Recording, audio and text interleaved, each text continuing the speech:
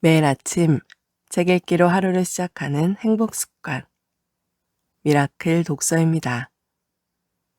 오늘 함께 읽어볼 책은 에센셜리즘, 본질에 집중하는 힘, 그렉 맥커온 지음, 김원호 옮김, RH 코리아에서 펴낸 책입니다. 에센셜리스트의 본질적인 논리는 무엇인가?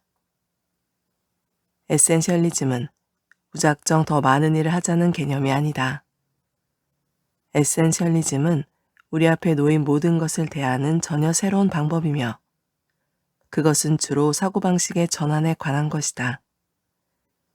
하지만 이 새로운 사고방식을 자신의 것으로 받아들이는 일은 결코 쉽지 않다. 사람들 사이에 깊숙이 뿌리 박힌 몇 가지 사고방식이 끊임없이 우리를 에센셜리즘의 반대 방향으로 잡아당기기 때문이다. 일부의 1장을 제외한 나머지 3개의 장에서는 에센셜리즘과 반대되는 여러 궤변을 다루고 그 잘못된 궤변들에 대응하는 진실을 제시하려고 한다. 에센셜리스트가 되기 위해서는 반드시 극복해야 하는 3가지 궤변이 있다. 나는 그것을 꼭 해야 해. 전부 다 중요한 거야. 모두 다 해낼 수 있어. 이 3가지 궤변은 사람들 사이에 너무나도 강력하게 뿌리를 내리고 있어서 극복하기가 결코 쉽지 않다. 이러한 궤변은 바다요정 사이렌의 노래와도 같아서 사람들을 매혹시키지만 거기에 매혹된 사람들은 아주 위험한 수렁에 빠져들게 된다. 에센셜리스트가 되기 위해서는 이러한 잘못된 함정에 빠지지 말고 다음 3가지 진실을 받아들일 필요가 있다. 나는 선택할 수 있다. 정말로 중요한 것은 극소수에 불과하다. 모든 것을 다 해낼 수는 없다. 라는 3가지 진실 말이다. 이 3가지 단순한 진실을 받아들일 때 우리는 정말로 중요한 것들을 추구할 수 있다. 그래야 스스로 만족하는 성공적인 삶을 살 수 있는 가능성도 높아진다. 진실과는 다른 궤변들을 버리고 에센셜리즘의 본질적인 논리를 받아들인다면 에센셜리스트의 길은 매우 자연스러운 사고방식이자 행동 양식이 되어줄 것이다. 챕터 1. 에센셜리스트. 샘 엘리엇은 실리콘밸리의 한 벤처기업에서 일했다. 그런데 그 벤처기업에서 유능하다는 평가를 받았던 그가 그 기업이 한 대기업에 인수된 뒤부터는 무척 바쁘게 움직이는데도 어떤 일도 제대로 해내지 못했다.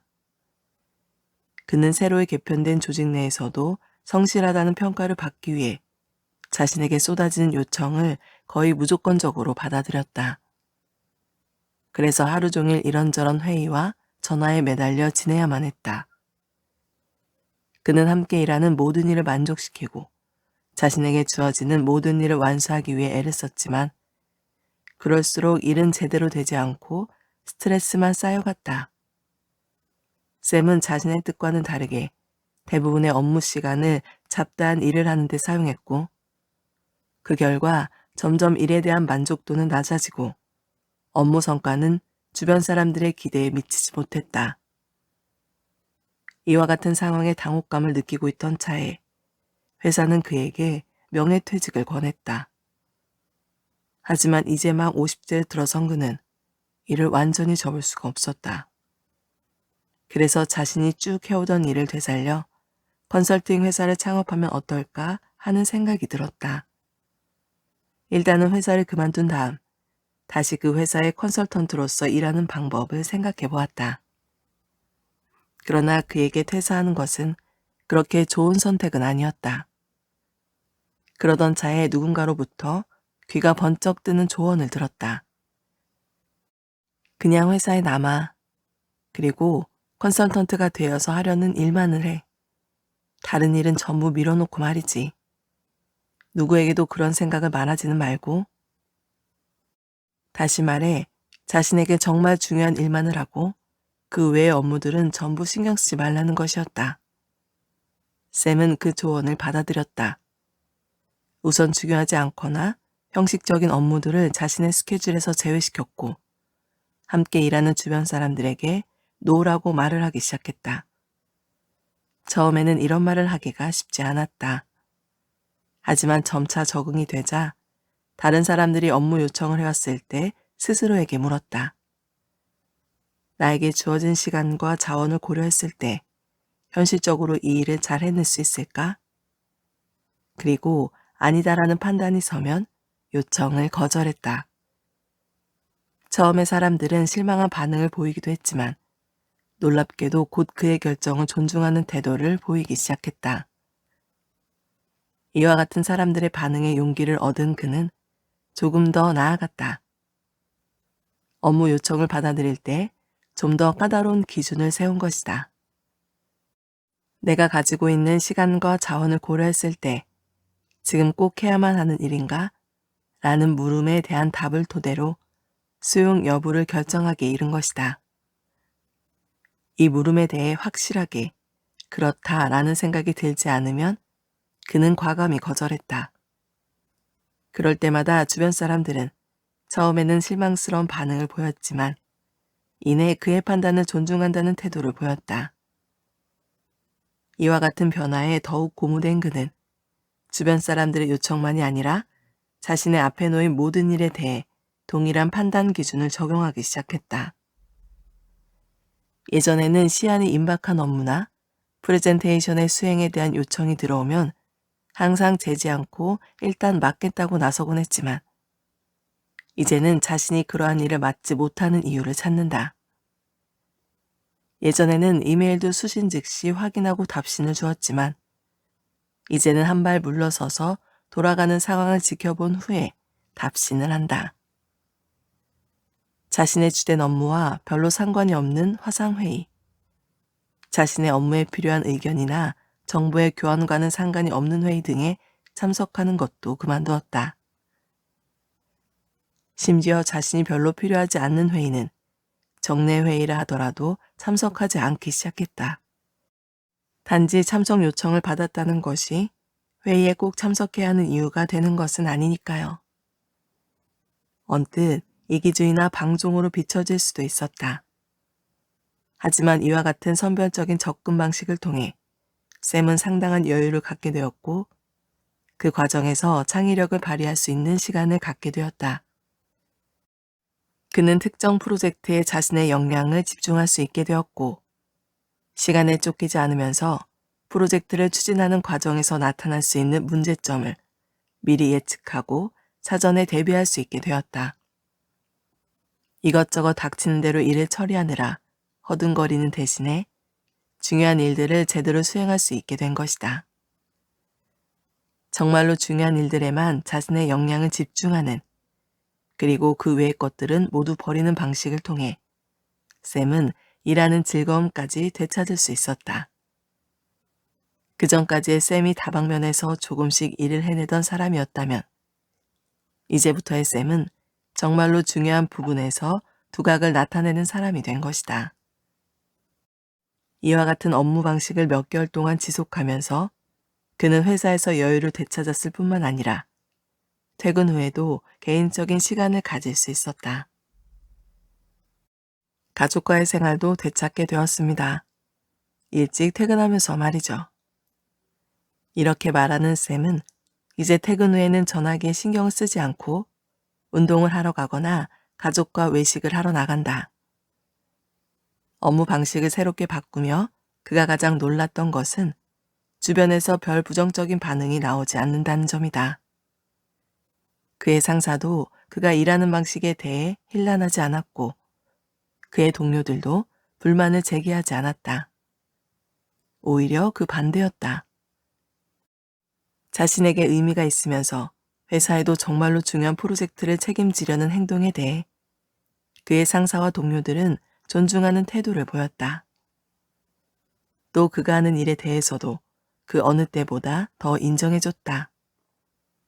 결국 업무 성과가 점점 높아지게 됨에 따라 샘은 회사로부터 높은 평가를 받게 되었으며 그전에는 받지 못하던 많은 액수의 보너스까지 받게 되었다.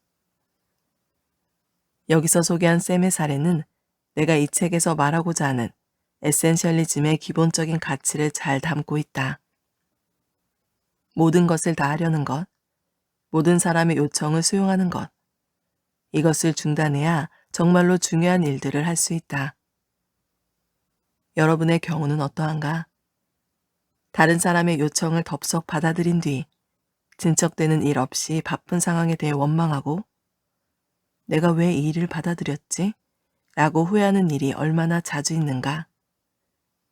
단지 다른 사람의 기분이 나쁠까봐 혹은 그 사람과의 관계에 문제가 생길까봐 무작정 요청을 수락하는 일이 얼마나 자주 있는가? 혹시 알겠습니다 라는 대답이 여러분의 사고 회로에 내장되어 있는 자동 응답은 아닌가? 혹시 업무 현장에서 언제나 시간이 부족해서 힘들어하고 있지는 않은가? 업무량에 비해 자원이 부족하다고 여겨질 때가 있는가? 담당하고 있는 업무의 대부분이 비생산적인 일이라고 여겨질 때가 있는가? 언제나 무언가를 바쁘게 하고는 있지만 진척되는 일이 없다고 여겨질 때가 있는가? 만약 이 질문들 가운데 어느 하나라도 그렇다는 대답이 나온다면 여러분은 이 책에서 소개하는 에센셜리스트가 되어야 한다. 에센셜리스트가 된다는 것. 독일의 가전기업인 브라운의 디자인을 오랫동안 이끌었던 디자인 거장 디터 람스는 자신의 일과 관련된 대부분의 것들은 잡음에 불과하다는 생각을 가지고 있었다. 본질적인 것은 극히 일부분에 불과하며 잡음을 걸러내고 본질을 찾아내는 것이 자신이 해야 할 일이라는 게 그의 평소 신념이었다. 24살의 젊은 개발자로서 새로운 레코드 플레이어 개발에 투입된 그는 이미 이러한 신념을 자신의 업무에 적용시켰다. 그 당시 레코드 플레이어는 대개 나무로 된 덮개를 가지고 있거나 커다란 가구에 수납되는 형태인 게 일반적이었다. 하지만 그는 답답한 나무 덮개나 잡다한 장식을 모두 걷어내고 투명한 플라스틱 덮개를 씌운 현대적인 디자인을 제안했다. 오늘날 우리가 알고 있는 일반적인 형태의 레코드 플레이어를 처음으로 디자인한 것이다. 그러나 당시 그와 같은 파격적인 디자인을 접한 다른 동료들은 디터 람스의 레코드 플레이어가 시장에서 철저히 외면당할 거라고 우려를 표했다. 언제나 그렇듯 비본질적인 것들을 제거하는 데에는 용기가 필요했다. 하지만 디터 람스의 레코드 플레이어는 사람들로부터 인기를 끌기 시작했고 얼마 지나지 않아 다른 경쟁 회사들도 투명한 플라스틱 덮개를 씌운 형태로 제품을 생산하기에 이르렀다. 디터 람스의 디자인 특징은 더 적게, 하지만 더 좋게 라는 세 단어의 독일어로 정리할 수 있는데 내가 이 책에서 말하고자 하는 에센셜리즘의 개념을 이보다 더 정확하게 나타내기는 어려울 듯하다. 에센셜리즘이란 더 좋은 것들을 추려내어 그것들의 역량을 집중하는 방식을 의미한다. 상황을 보아가며 적당히 이러한 방식을 따르는 것으로는 소용이 없다. 확고한 신념으로 삼아야 성과를 만들어낼 수 있다. 에센셜리스트가 된다는 것은 단순히 더 많은 거부를 하는 것, 이메일 수신함에서 읽지도 않고 지우는 이메일의 숫자를 늘리는 것, 시간 관리의 방식을 바꾸는 것 정도를 의미하는 게 아니다. 에센셜리스트가 된다는 것은 지금 나는 제대로 된 중요한 일에 나의 시간과 자원을 투자하고 있는가? 라고 자신에게 계속 질문하는 것이다. 이 세상에는 우리의 시간과 자원을 투자할 수 있는 너무나도 많은 일과 기회가 존재한다.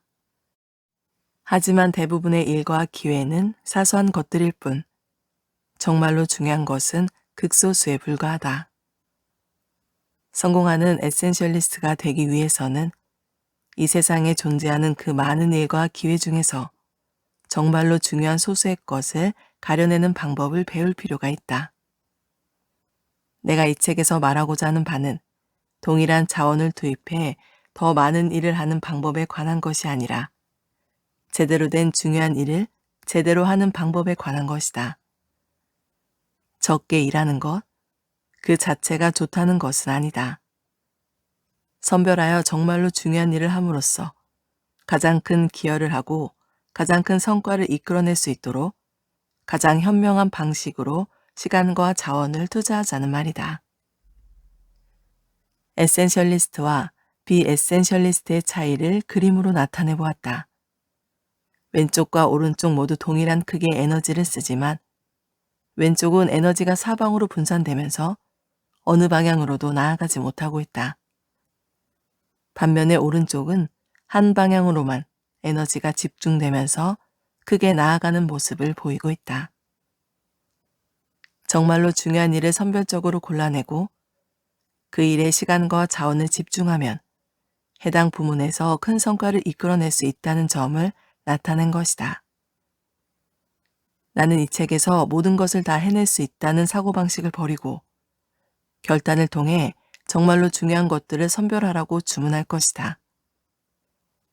또한 중요한 것이 무엇인지를 판단하는 구체적인 방법론을 제시함으로써 똑같은 판단을 일일이 되풀이하느라 시간과 자원을 낭비하지 않도록 할 것이다. 에센셜리스트는 정해진 방식을 수동적으로 따르는 게 아니라 자신에게 가장 옳은 방식을 설계하며 살아간다. 에센셜리스트는 외부의 상황에 따라 자신의 업무를 선택하는 게 아니라 정말로 중요한 것들과 중요하지 않은 것들을 정확하게 가려내어 중요한 것들을 빠르게 진척시키기 위해 주변의 장애물을 제거한다. 내가 이 책에서 제시하려는 에센셜리즘이란 가장 큰 성과로 이어질 수 있는 것들을 선별하고 문제를 최소화하면서 그런 것들을 진척시킬 수 있는 체계적인 방법론이다. 에센셜리즘은 자기 자신의 선택에 대한 완전한 통제를 의미하며 성공을 이루어내고 삶의 의미를 찾는 일에서 그전과는 완전히 다른 새로운 길을 제시해 줄 것이다. 또한 에센셜리즘을 통해 우리는 일의 결과만이 아니라 그 과정에서도 즐거움을 찾게 될 것이다. 하지만 이 모든 장점에도 불구하고 본질적인 일만을 찾아서 하는 방식을 따르는 데에는 감수해야 할 혹은 해결해야 할 부수적 문제들이 너무나도 많다. 대다수 사람들이 비에센셜리스트의 길에서 헤매다 기대하던 성과를 이뤄내지 못하고 만족스러운 삶을 살지 못하는 이유도 바로 이 때문이다. 이 책은 4개의 부분으로 구성되어 있다. 1부에서는 에센셜리스트가 되고자 하는 사람들이 지녀야 하는 본질적인 사고방식을 소개하며 2부에서 4부까지는 그와 같은 사고방식을 하나의 시스템으로 바꾸는 방법을 소개한다. 이 시스템은 여러분이 처하게 되는 상황과 여러분에게 주어지는 일이 무엇이 되었든 언제나 여러분을 에센셜리스트의 길로 인도해 줄 것이다. 이어지는 부분에서는 이 책의 개괄적인 전개를 미리 소개하려고 한다. 에센셜리즘. 에센셜리스트는 어떤 방식으로 생각하는가? 1부에서는 에센셜리스트의 본질적인 사고방식을 소개하려고 하는데 이 사고방식을 받아들이는 것은 에센셜리스트가 되는 가장 기본적인 과정이다. 다음의 3가지 사고방식을 일부 3개의 장에서 자세히 논하려고 한다. 첫째, 스스로 선택해야 한다. 우리의 노력과 시간을 어디에 사용할지는 스스로 정해야 한다. 이와 같은 선택을 포기한다면 가장 중요한 것들을 골라낸다 하더라도 무의미한 일이 된다. 둘째, 구분할 줄 알아야 한다. 우리에게 주어지는 업무들 가운데 대부분의 것은 잡일에 불과하며 정말로 가치 있는 것은 극소수일 뿐이다. 따라서 별도로 시간을 내어 가장 중요한 것이 무엇인지 살펴보고 평가할 필요가 있으며 여기에 투입되는 시간과 노력은 그것대로 가치가 있다. 셋째, 가장 중요한 것을 골라내야 한다. 모든 것을 제대로 할 수는 없다. 만약에 그렇게 할 수 있는 사람이 있다면 선택에 대한 고민은 할 필요도 없을 것이다. 이제부터는 어떻게 해야 저 일들을 전부 해낼 수 있을까?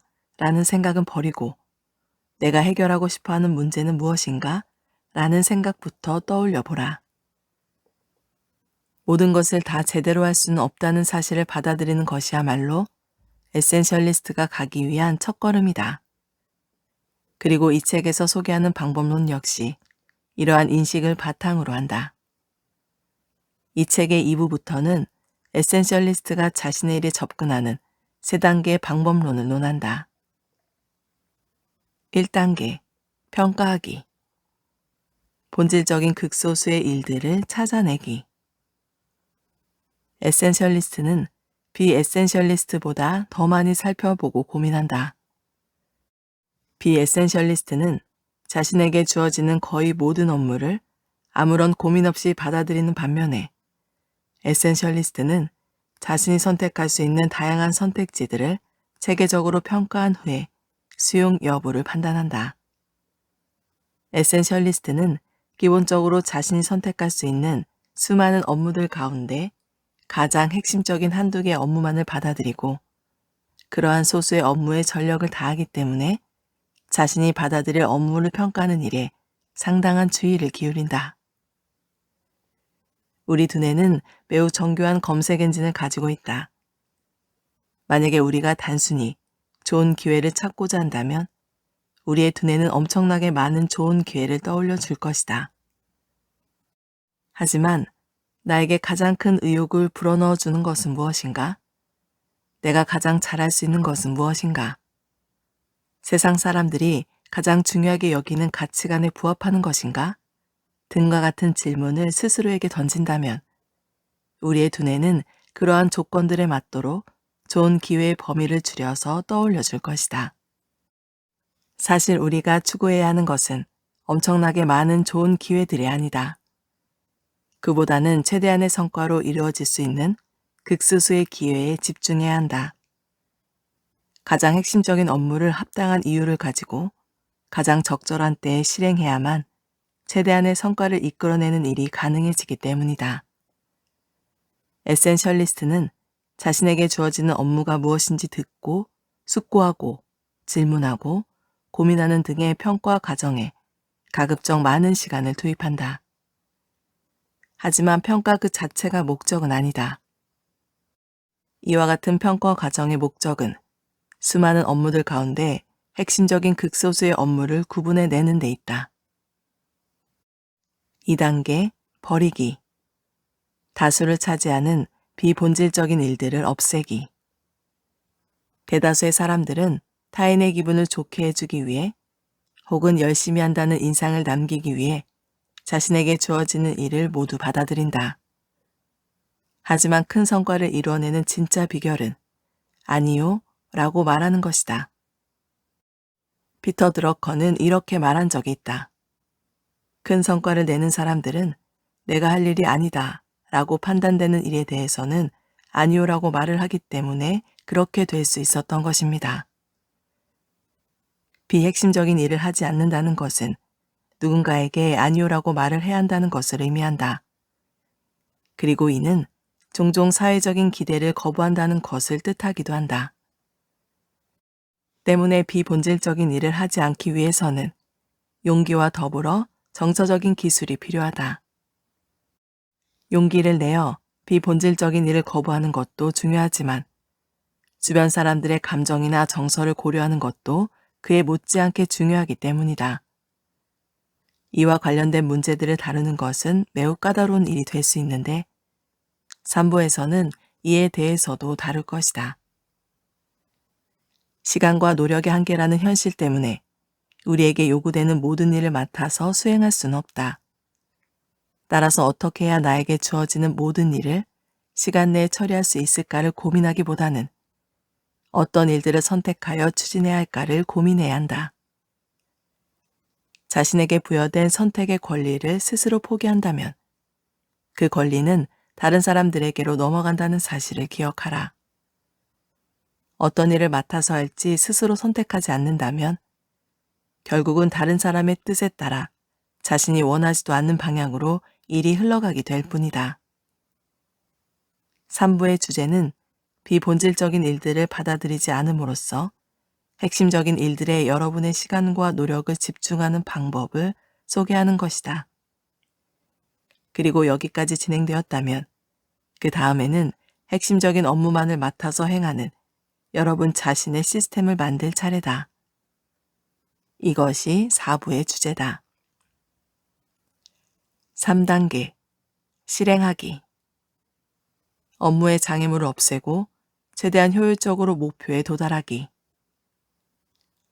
직장에서 어떤 프로젝트를 완수하는 것, 커리어에서 다음 단계로 나아가는 것, 배우자의 생일 파티를 준비하는 것 등 우리는 이루고자 하는 목표가 무엇이 되었든 그 과정은 힘든 일과 여러 가지 문제들이 가득할 거라고 생각한다. 그리고 최대한 노력하여 완수해야 한다고 생각한다. 하지만 에센셜리스트의 접근법은 다르다. 에센셜리스트는 무작정 노력하는 게 아니라 비본질적인 일들을 자신의 스케줄에서 삭제함으로써 시간과 노력을 절약하고 자신만의 시스템을 사용해 목표 추진 과정의 여러 가지 장애물들을 없앤다. 평가하고 버리고 실행하는 세 단계의 과정은 특정 목표에 단편적으로 사용되는 수단이 아니라 계속해서 순환되는 과정이어야 한다. 그리고 이것을 지속적으로 순환시킴으로써 우리는 추구하는 성과를 극대화할 수 있다. 시대가 요구하는 방식. 프랑스의 대문호 빅토르 위고는 다음과 같이 말했다. 시대가 요구하는 사상보다 더 강력한 것은 없다. 같은 맥락에서 더 적게 하지만 더 좋게 라는 원칙은 오늘날 시대가 가장 요구하는 것이라고 생각한다. 우리에게 주어지는 업무들을 선별적으로 받아들이면서 그야말로 모든 것이 달라진다. 이는 일과 삶에서 다음 단계로 도약할 수 있는 열쇠를 우리 스스로가 지니게 된다는 것을 의미한다. 비핵심적인 것들을 배제할 수 있다는 것, 더 이상 다른 사람들에게 휘둘리지 않아도 된다는 것, 우리 스스로가 선택할 수 있다는 것, 이러한 점들을 깨닫는 순간 우리에게는 엄청난 자유가 주어진다. 그리고 그러한 자유가 만들어내는 막대한 힘을 이용한다면 우리는 일과 삶에서 엄청난 성과를 이뤄낼 수 있고 더 나아가 이 세상에 크게 기여하는 삶을 살 수도 있다. 학교가 관료적이고 형식적인 업무를 없애고 그 대신에 지역사회가 필요로 하는 중요한 프로젝트를 추진한다면 어떤 일이 생길까?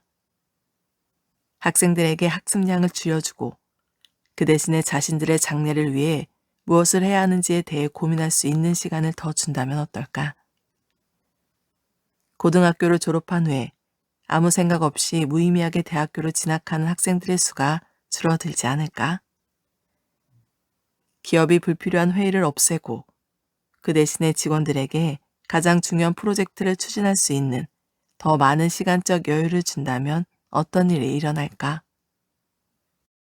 직원들이 별다른 내용도 없는 이메일과 특별한 목적 없이 행해지는 프로젝트와 비생산적인 회의로부터 자유로워진다면 그래서 그들이 회사와 개인의 성공에 가장 큰 기여를 할 수 있는 핵심적인 업무들에 시간과 노력을 집중하게 된다면 어떤 일이 일어날까?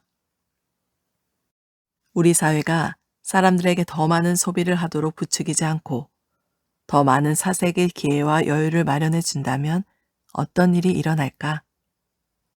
싫어하는 일을 거부하고 필요하지 않은 물건은 사지 않고 좋아하지도 않는 사람들에게 감동을 주기 위해 뭔가를 하는 것을 멈추는 데 대해 우리 사회가 높은 평가를 내린다면 어떤 일이 일어날까? 더 많은 것을 갖는 것에 대해 높은 평가를 내리고 더 적은 것을 갖는 것에 대해 낮은 평가를 내리는 일을 멈춘다면 어떤 일이 일어날까? 얼마나 바쁘게 사는가를 중요성의 척도로 삼는 것을 멈추고 오히려 음악을 듣고 사색을 하고 우리 인생의 진짜 중요한 사람들과 많은 시간을 함께하는 것에 대해 높은 가치를 매기기 시작한다면 어떤 일이 일어날까?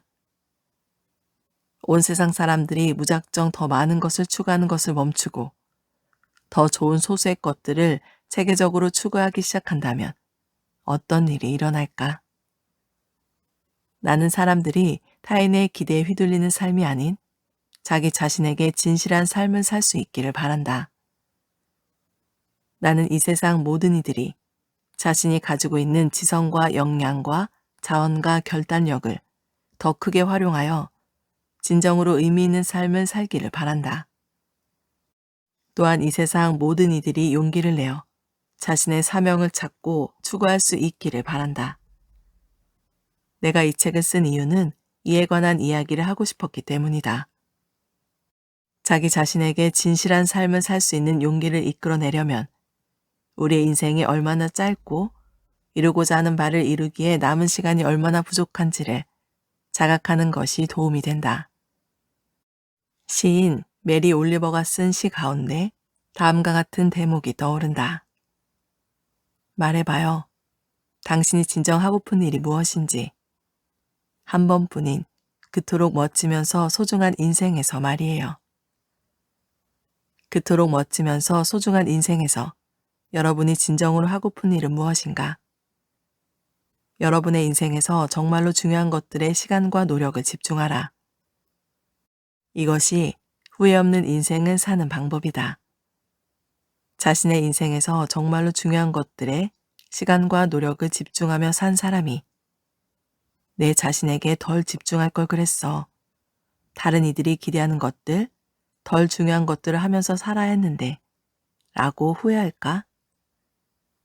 다수를 차지하는 비본질적인 것들을 버리고 극소수에 불과한 본질적인 것들만 추구하는 것은 어떻게 보면 불공정한 삶의 방식처럼 보이지만 그래도 그렇게 살아야 하지 않을까?